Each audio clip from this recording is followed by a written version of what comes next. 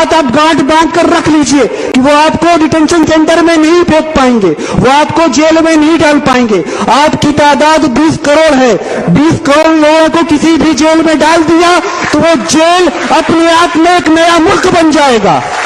तो आप इस बात से बेफिक्र रहिए, वो आपको जेल नहीं भेज पाएंगे। अगर वो आपको जेल नहीं भेज पाएंगे तो वो क्या चाहते हैं, वो करना क्या चाहते हैं, इनकी चालाकी समझिए। पास एक मशहूर हिंदी कवि थे, उन्होंने कहा था कि सबसे बुरा होता है सपनों का मर जाना। वो चाहते हैं कि आप अच्छे और बेहतर ख्वाब न देख पाएं, अपने बच्चों के लिए बेहतर जिंदगी न तलाश कर पाएं, अपने सपनों में आप रंग न भर पाएं। वो नहीं चाहते कि आप अपने बेहतरी की बात करें। आप ये सवाल पूछें कि मेरा बच्चा पढ़ क्यों नहीं पा रहा है, हमारे बच्चे जेल में क्यों हैं। आप हिंदुस्तान में अकलियत है, माइनॉरिटी है, लेकिन जेल में मजा। नमस्कार, मैं मोहम्मद फैसल और आप देख रहे हैं नेशनल दस्तक। दोस्तों, जिस तरीके से कानून व्यवस्था की धज्जियां उड़ाई जा रही हैं और मुसलमानों को, दलितों को, आदिवासियों को और पिछड़ों को टारगेट किया जा रहा है, उससे इस सरकार की मंशा साफ जाहिर होती है। दोस्तों, हाल ही में एक ताज़ा मामला सामने आया है। अलीगढ़ मुस्लिम यूनिवर्सिटी के एक छात्र को CAA NRC के प्रोटेस्ट करने के इल्ज़ाम में उसको गिरफ्तार कर लिया गया है।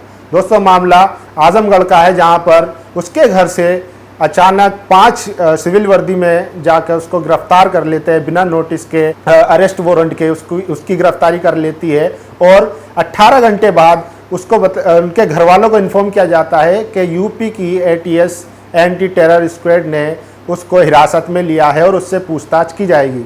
दोस्तों, आज चूंकि सोशल मीडिया है, इस वजह से पता चल गया कि उसको किसने गिरफ्तार किया था या किसके साथ वो उठा के लेके गए हैं। लेकिन हमने देखा है कि पिछले कई सालों में जब सोशल मीडिया नहीं था, ऐसे कई मुस्लिम नौजवानों को उठा लिया जाता था और 1-2 महीने बाद उनको किसी हमले का मास्टरमाइंड बताकर या किसी टेरर ऑर्गेनाइजेशन से जोड़कर उनका एनकाउंटर कर दिया जाता है। अब शुक्र अदा कीजिए कि सोशल मीडिया हमारे साथ है, हम अपनी आवाज़ जब चाहे हमेशा उठा सकते हैं। दोस्तों, सोशल मीडिया का असर ये रहा कि बीते 16 घंटे में यूपी पुलिस और ATS को जवाब देना पड़ा कि हमने उसको हिरासत में लिया है और उससे पूछताछ की जाएगी। इससे पहले शर्जील उस्मानी पे इल्ज़ाम लगा है कि उन्होंने अलीगढ़ में जो anti-CAA के प्रोटेस्ट हुए थे और वहाँ पर दंगे भी हुए थे, उसमें सक्रिय भूमिका निभाई थी और उनका एक अहम रोल है उस CAA NRC प्रोटेस्ट में। साथियों, ये तो एक पहलू है और दूसरा पहलू जहां पर विकास दुबे का है कि एक इतना खूंखार क्रिमिनल जो 8 पुलिस वालों को शहीद कर देता है और 6-7 दिन बाद भी वो गिरफ्तार नहीं हो पाता है। बाद में जाकर वो खुद ही मध्य प्रदेश में सरेंडर करता है, जहां पर पहुंचने में उसको 2-3 स्टेट से गुजरना पड़ता है, जिसमें हरियाणा और यूपी शामिल है, जहां पर बीजेपी की सरकार है। तो दोस्तों, ये साफ जाहिर करता है कि योगी सरकार और मोदी सरकार किस तरीके से कानून व्यवस्था का गलत इस्तेमाल करती दिख रही है। दोस्तों, शर्जील उस्मानी के जो कुछ पुराने भाषण हैं, आप वो सुनिए कि वो उन पर जो इल्ज़ाम लगा है anti-CAA प्रोटेस्ट का या दंगा भड़काने का, असल में उसके पीछे की क्या मंशा है सरकार की। बात आप गांठ बांध कर रख लीजिए कि वो आपको डिटेंशन सेंटर में नहीं फेंक पाएंगे, वो आपको जेल में नहीं डाल पाएंगे। आपकी तादाद 20 करोड़ है, 20 करोड़ लोगों को किसी भी जेल में डाल दिया तो वो जेल अपने आप में एक नया मुल्क बन जाएगा। तो आप इस बात से बेफिक्र रहिए, वो आपको जेल नहीं भेज पाएंगे। अगर वो आपको जेल नहीं भेज पाएंगे तो वो क्या चाहते हैं, वो करना क्या चाहते हैं, इनकी चालाकी समझिए। पास एक मशहूर हिंदी कवि थे, उन्होंने कहा था कि सबसे बुरा होता है सपनों का मर जाना। वो चाहते हैं कि आप अच्छे और बेहतर ख्वाब न देख पाएं, अपने बच्चों के लिए बेहतर जिंदगी न तलाश कर पाएं, अपने सपनों में आप रंग न भर पाएं।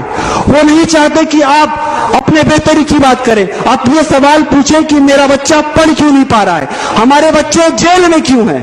आप हिंदुस्तान में अकलियत है, माइनॉरिटी है, लेकिन जेल में मजॉरिटी में पूछा जाए।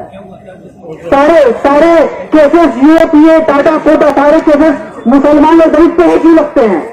जब सब भाई भाई है तो बाकी भाई यही सिर्फ एक ही भाई क्यों पीटेगा। तो अगर तहरीक आगे लेके जानी है तो ईमानदारी से जाएगी। मुसलमानों को पहले बराबरी का दर्जा दीजिए। मैं पूर्वांचल से आ रहा हूं, पूर्वांचल मुस्लिम नौजवान को या दलित नौजवान को जो ऐसी आवाज़ है, जो दलितों की, पिछड़ों की, आदिवासियों की आवाज़ बनते हैं और एकदम प्रखरता से अपनी आवाज़ उठाते हैं, चाहे कोई भी मुद्दा हो उस पर, ऐसे नौजवान हैं, चाहे रोहित वेमुला हो जिनको यूनिवर्सिटी में सुसाइड करने पर मजबूर कर दिया गया था, वो मामला भी सबको याद है, और सरजील उस्मानी, मिरान हैदर, सफूरज अरगर, खालिद सैफी, ऐसे तमाम नाम हैं जो सिर्फ उर्दू नाम या मुसलमान नाम होने की वजह से आज जेलों में हैं। वरना बीजेपी के जिन्होंने खुलेआम धमकियां दी और गोपाल जैसों ने जहां जामिया में गोली चलाई और शाहीन बाग में भी गोली चलाने वाले आज बेल पर और जमानत पर बाहर है, वहीं दूसरी तरफ जो मुस्लिम और दलित, पिछड़े, आदिवासी के जो इस तरह के एक्टिविस्ट हैं उनको जेलों में ठूसा जा रहा है। ऐसे कई उदाहरण हमारे सामने मौजूद है और ये सिर्फ बताता है कि ये सरकार किस तरीके से दलित, पिछड़ों, आदिवासी और मुस्लिम विरोधी है और उनकी आवाज़ को दबाने की कोशिश कर रही है। पहली बात मैं आपसे ये कह दूं, ये अर्ज करना चाहता हूं कि आप इस नारे से बचें। हिंदू, मुस्लिम, सिख, ईसाई हम चारों हैं भाई भाई, आप इस नारे से बचिए।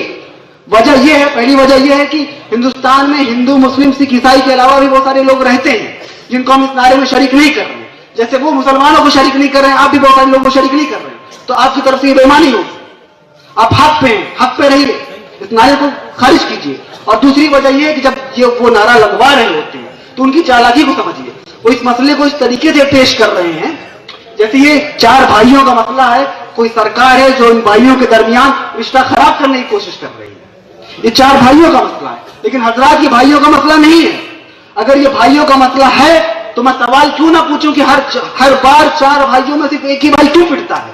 जुल्म सिर्फ एक भाई पे क्यों होता है? हजरात, ये भाइयों का मसला नहीं है, ये जालिम का और मजलूम का मसला है। जालिम एक तबके का है, मजलूम एक तबके का है। आप गुमराह ना करिए, खुदा के वास्ते आप गुमराह ना करिए। मुसलमान अब बेदार हो चुका है, अपने सियासी एहतिकाफ से बाहर निकल के आ गया है और एहतिकाफ खत्म होने के बाद अब ईद की तैयारी होती है।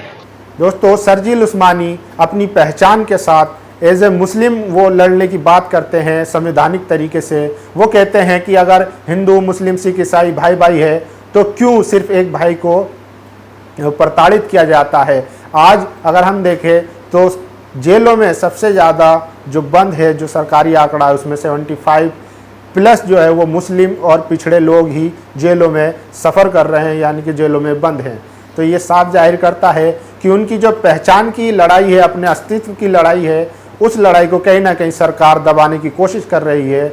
वहीं दूसरी तरफ विकास दुबे जैसे लोग जो जाति विशेष के हैं और जिनका पार्टी विशेष से गहरे संबंध है और बड़े बड़े रसूख वाले लोगों से उनके संबंध है, वो इतना बड़ा कांड करने के बाद भी, 8 पुलिसकर्मी को शहीद करने के बाद भी बच जाते हैं।